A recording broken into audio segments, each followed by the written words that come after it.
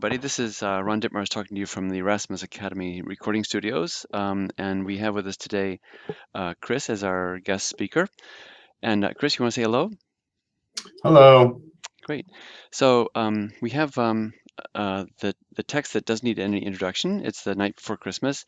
And if you were listening to last week's recordings, we went through in 5 segments the story of the historical Saint Nicholas. And so this is the poem. It's the first 3 strophes. It's quite long, so we only have 2 days for recording this. So we're recording the first 3 strophes and then the last 2 in the next recording after this. So they're just 2 recordings on the story itself. Okay, so as we always do, I'm going to be reading aloud the text and also asking Chris then to repeat after me. And as he does, please read with him to get a sense of the flow of the language and how to pronounce the words. And then I'll ask him specific questions about the structure of the sentence. And please try to imagine in your mind what the answer is. Actually, Chris is the inventor of this technique uh, of taking every advantage of learning how to unwind and deconstruct the sentences, because he would turn off the recording after the question has been posed, try to answer it in his own mind, and then turn back on the recording and listen to the answer, which is a good method. Anybody could try that. So thanks for that, Chris. You're Um, welcome. okay, so here we go. We're going to read this sort of in sort of rhythm, because you'll notice every 2 lines have a rhyme at the end. So here we go. In der Nacht vor dem Christfest, da regte im Haus sich niemand und nix, nicht mal eine Maus. Everybody? In der Nacht vor dem Kriegsfest, da regte im Haus sich niemand und nix, nicht mal eine Maus. Good, very good. Okay, so in der Nacht, so in the night, and then vor takes the dative, so that's why it's dem Christfest. Regte, they're moved or they're stirred. Now, in this, da can either be a subordinating conjunction, which means since or because, or it can be an adverb meaning there or at that point. So which one is this, Chris? Oh, that's an adverb. Good. So it means, just 1 second. So it means they're stirred in the house, sich niemand und nichts. There, no one and nothing stirred themselves. And this is sich you can sometimes translate literally, but then when you translate it, you can see immediately if it needs to be included in the translation or left out. In this case, it can be left out. Not even a mouse. Mal means not at one time a mouse. Okay, going on. Die Strümpfe, die hingen paarweis am Kamin. Everybody? Die Strümpfe, die hingen paarweis am Kamin Und warteten drauf, dass Sankt Niklas erschien. und warteten drauf, das Sankte Nicholas Good, erschien. good. So the Strümpfe are the stockings. The stockings, die refer back to the Strümpfe.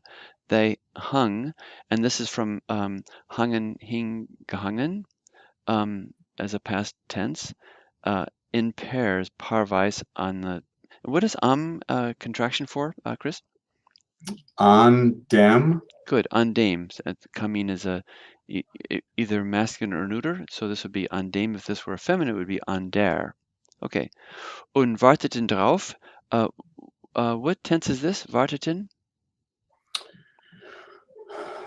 It's a past. warteten is past tense. Yeah, it's a past tense, a weak verb because you have the te added here, and it's actually the stockings that are waiting, or the stockings waited upon that darauf.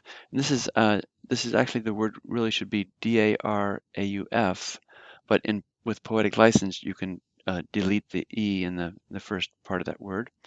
That Saint Nicholas would appear. So this is from erscheinen. So, and this is a past tense, actually standing for the subjunctive that Saint Nicholas would appear.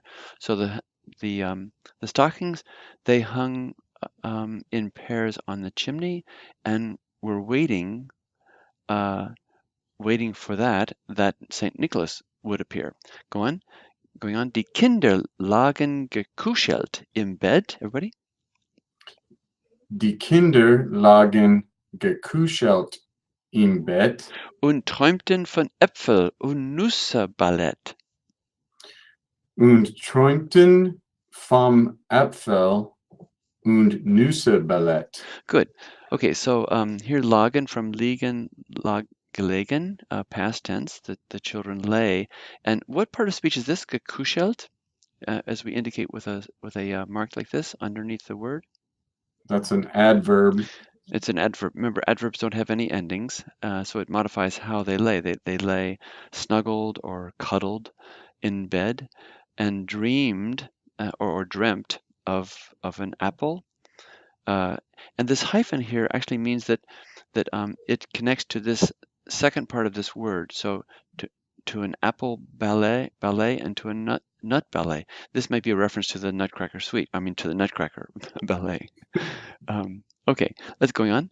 Here we go. Die Mutter schlief tief. Just one second. I'm going to move it down a bit. Move it down a bit here. Okay, and we're going to do these down to this the end of the third strophe. Okay, let's go up here again. Here's the mark. So here we go. Die Mutter schlief tief und auch ich schlief brav. Everybody?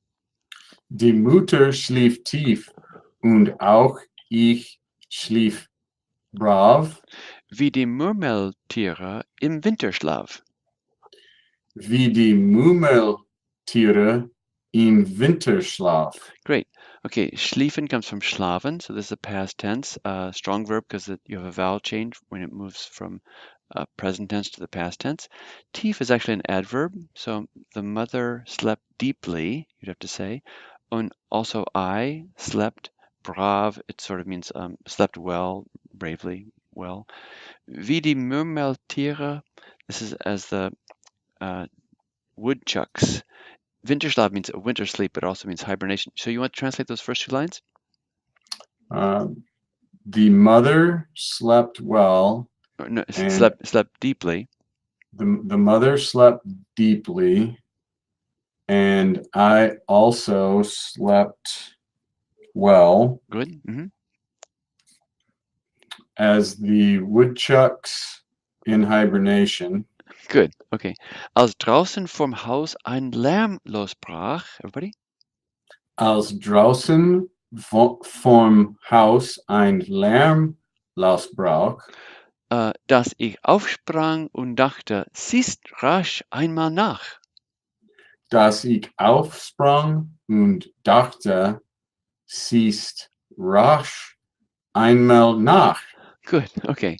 So, what is form? What is a contraction for? Chris? That would be vor dem. For dame. In this Vor, house. vor dem. For dame. Exactly. For dem. And this e on the end of the house is what? That's a stylistic E. So, yeah, so called. It's added just for the lilt and the phrasing of the sentence. It's not necessary to be there, but often in the dative case you see that in German. As outside before the house, and then losbrach is losbrechen is the verb, which means to break out. So an uproar or a noise broke out. Dass ich aufsprang from aufspringen, which means to jump up. And I thought, and then here's what he's thinking in actually second person singular. Siehst rasch einmal nach. So look, go and see once quickly. You could translate it that way. Okay, going on. Ich rannte zum Fenster und fast noch im Lauf. Go ahead. Ich rannte zum Fenster und fast nach im Lauf. Stieß ich die knarrenden Läden auf. Stieß ich den knarrenden Läden auf. Good. Okay. So rennen. What tense is this? Right here, Chris. Rennen it's a past tense. And it's a weak verb because a te is added. So rennen, rannte, gerannt. So I ran to the fenster and almost still in running And where's the verb complex in the last line? Stieß auf. Good. Stieß auf. Aufstoßen means to push up, or from stoßen, aufstoßen. And I pushed up the knarrenden. Sounds very onom, onomat. Sorry. It sounds like the sound of the actual action. Onomatopoeia is what I meant. Onomatopoetic. Okay, I can't quite get that word. So I pushed up the creaking shutters. And the last line, the last strophe here. Es hatte geschneit und der Mondschein lag. Go ahead. Es hatte geschneit und der Mondschein lag. So silbern auf allem, als sei's heller Tag. So silbern auf allem, als sei's heller Tag. So what tense is this? Hatte geschneit. That is a past tense. Past tense, and it's the pluperfect. It had snowed. Und der Mondschein, the moonlight, lay, and then again a strong verb, liegen, lag, gelegen, the three principal parts. And then silbern, what part of speech is this? That is an adverb. Good. So it lay, how did it lay? It lay in a silver way on everything, on top of everything. Als size, and what mood is this? Indicative or subjunctive? That's subjunctive. Good. The indicative would be ist, but psi is the subjunctive, and apostrophe s really stands for es. So es, as if it were, is how you would translate that subjunctive. Contrary to fact, as if it were a bright day, heller Tag. This is just the adjectival ending for the adjective of bright day. Going on. Acht winzige Rentierchen kamen gerannt. Everybody? Acht winzige Rentierchen kamen gerannt. Vor einem ganz kleinen Schlitten gespannt. Vor einen ganz kleinen Schlitten gespannt. In that first line, where's the verb? In that first line that we just did? Kamen. Good. So it means they came, referring to what?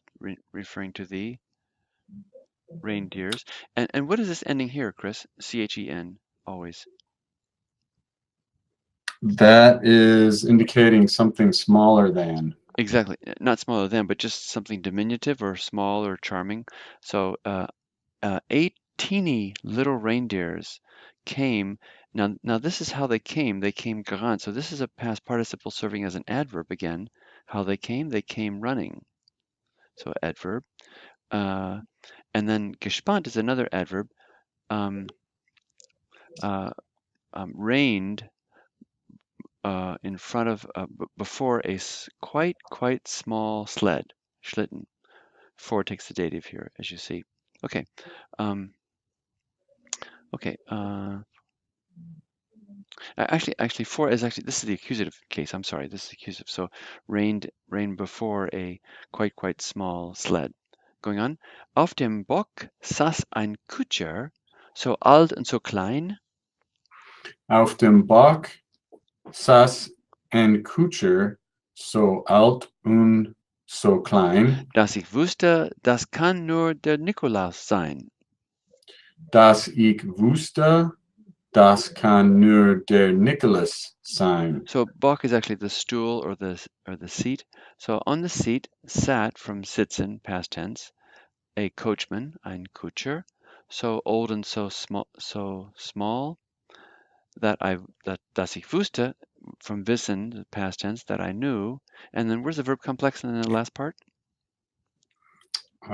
Kann sein. Good, which means it can be, that it can only be the Nikolaus. Okay, so this is a couple days before the festival itself, or the Christmas festival. So wish you all the best, and tune in again for the next session, which will cover the last 2 strophes in this poem. Thanks so much, and take care. Talk to you soon. Bye bye.